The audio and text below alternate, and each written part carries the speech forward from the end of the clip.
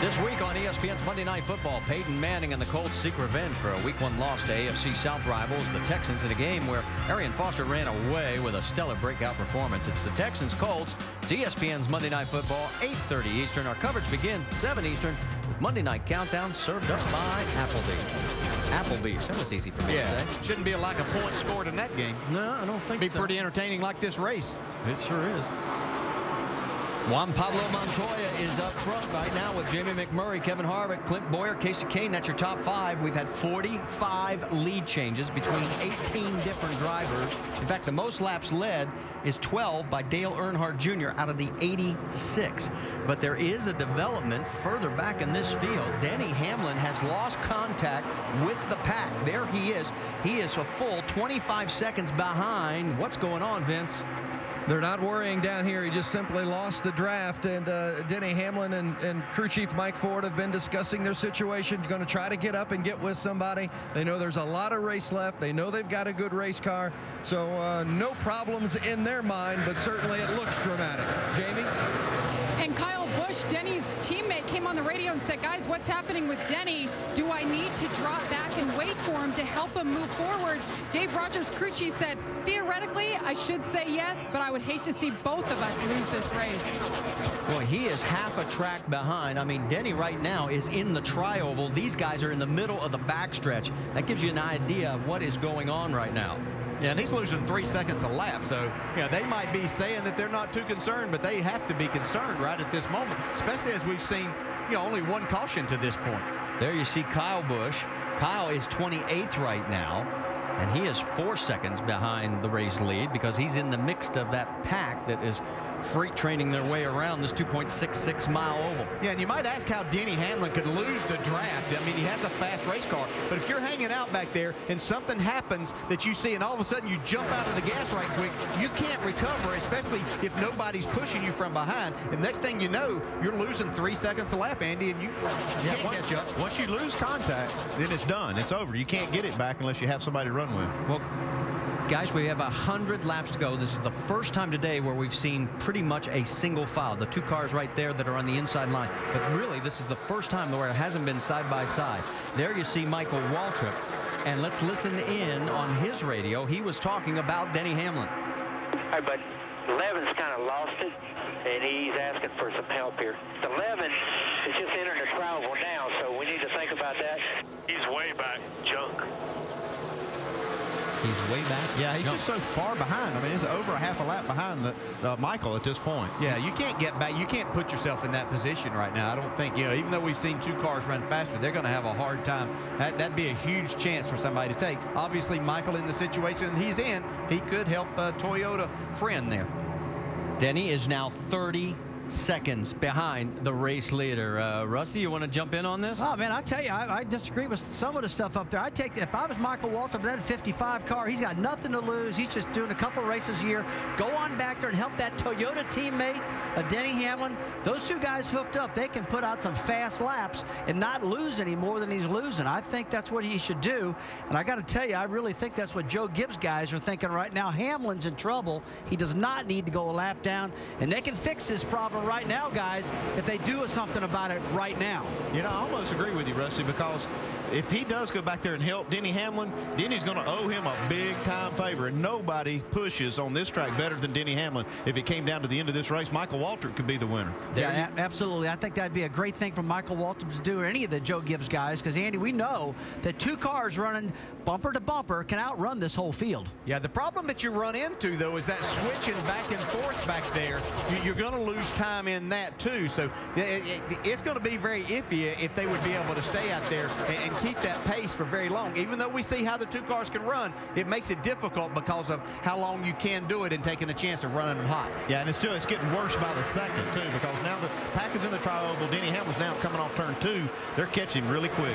He's 36 seconds behind. In fact, the last time down the backstretch, you saw Denny, as here we go with another potential pass for the lead. Montoya still credited with the lead that lap. But here we go with the 88 of Earnhardt Jr. taking over the top spot with the help from Jeff Burton. Yeah, you can see steam coming out of Jeff Burton's car there where he's been up on the bumper. His car's running a little bit warm now. Don't see it here, but we saw it there as he went through turns 1 and 2. Yeah, you don't want that to happen, because once you start losing that coolant, even if it gets hot, it's not a big deal. But when you start losing that water out of the radiator, that's when it can get critical.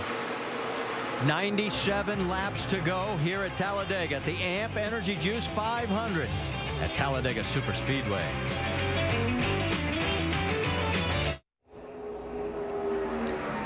Just past halfway at Talladega. Here's our Dodge race rundown. What's happened so far? Lead changes by the box full. Oh, tons of lead changes every single lap. It seems like these guys are getting a lot of momentum, making the lead changes. Look right here, Jeff Burton right there at the inside, Matt Kenseth on the outside. Guys are passing like crazy. And besides the general lead changes up front, we've seen the two-car draft be a big deal today. The phenomena of the two-car draft, absolutely remarkable to watch two cars hook up. If there have any similarities at all, they really take off and check out on the field.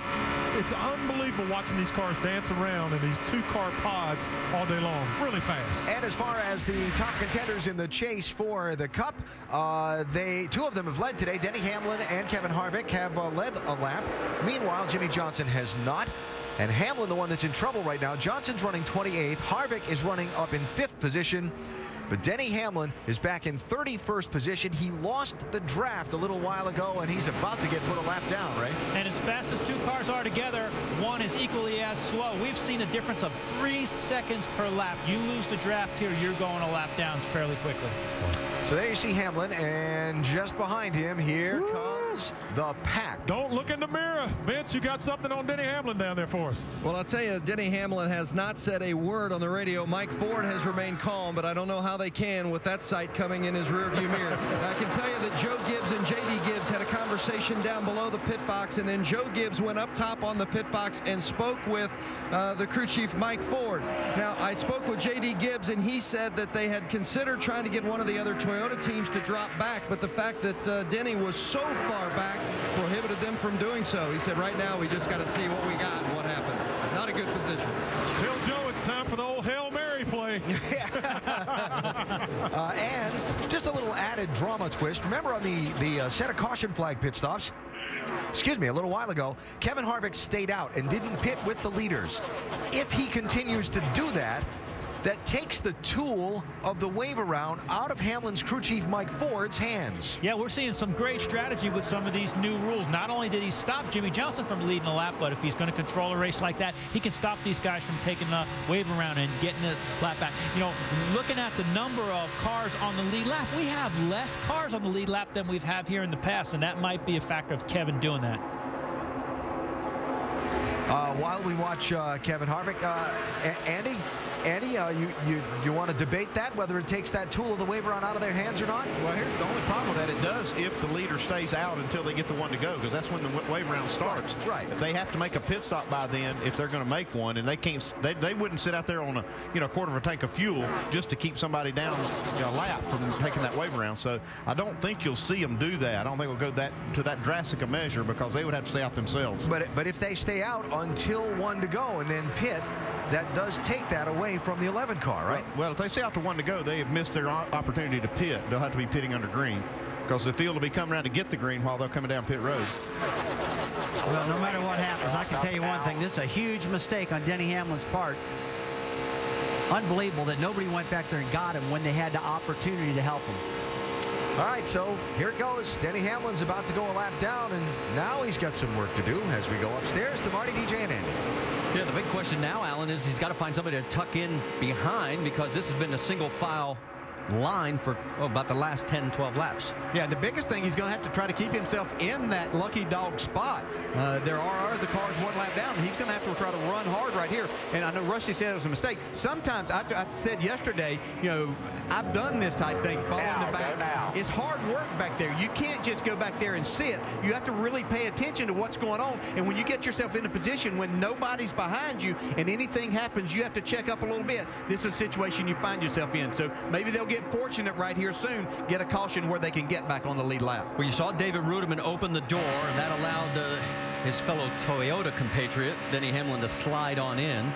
And we'll find out now. The car that Denny has to keep the tabs on, the 6 of David Reagan. If Reagan gets ahead of Denny, he would not be in the position for the lucky dog here at the AMP Energy Juice 500 at Talladega. Back here at Talladega Superspeedway, you want to see how fast things can change? David Rudiman has helped get Denny Hamlin at the tail end of the lead lap. He's leading the freight train, but look out on the inside. Kevin Harvick's coming. Yeah, Kevin Harvick wants to put him back a lap down, though. He knows this guy's racing for the championship, so his teammate hooked up with him. Now Harvick's got Hamlin back a lap down. He's still in the lucky dog position. That's the one bit of good news for Denny Hamlin. Let's get an update on the 29, Doc.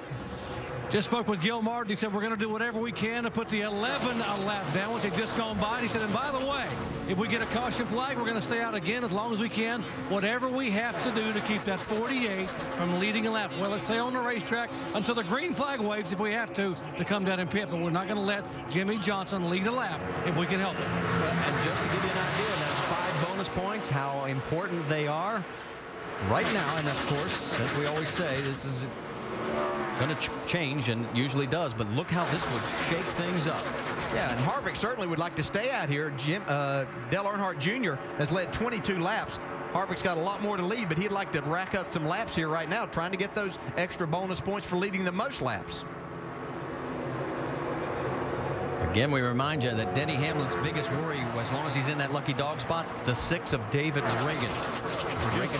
I'm sorry, Marty, we're not, but just a few laps away from green flag stops. That's going to mix things up again, and you see teammates Montoya and McMurray now taking the lead. Looks like we may have our 50th lead change as we have 19 different leaders so far today. You see him running single file, but that's going to change here in just a few laps when they start making these green flag stops. Let's get an update on the top 2. Vince Welch. Well, the teammates Juan Pablo Montoya and Jamie McMurray, it should be no surprise they're running strong. Montoya finished 3rd here in April, and McMurray was 2nd. They're strong again today, and they really work well together. In fact, McMurray said his car is best when it's with Montoya's. He said it's good around some others, but there's no doubt it's working best when it's with the 42. Right now, he said, Montoya said that he's feeling a little bit of a vibration. They're not overly concerned about it, but anytime a driver's feeling a vibration at these speeds, he can't be totally comfortable. Well, Juan Pablo has finished 2nd here back in April of 08 and 3rd in April earlier this year, and right now he is out in front as we look a little bit deeper back in the field and check in on Kyle Busch as he is 23rd right now. And Sprint brings you an inside look at the chase for the NASCAR Sprint Cup on the Now Network. Let's listen in. 00 says we're faster when we're leading and he's pushing. If it comes down to it, they might go to 29 because they think they're faster pushing the 29 than us.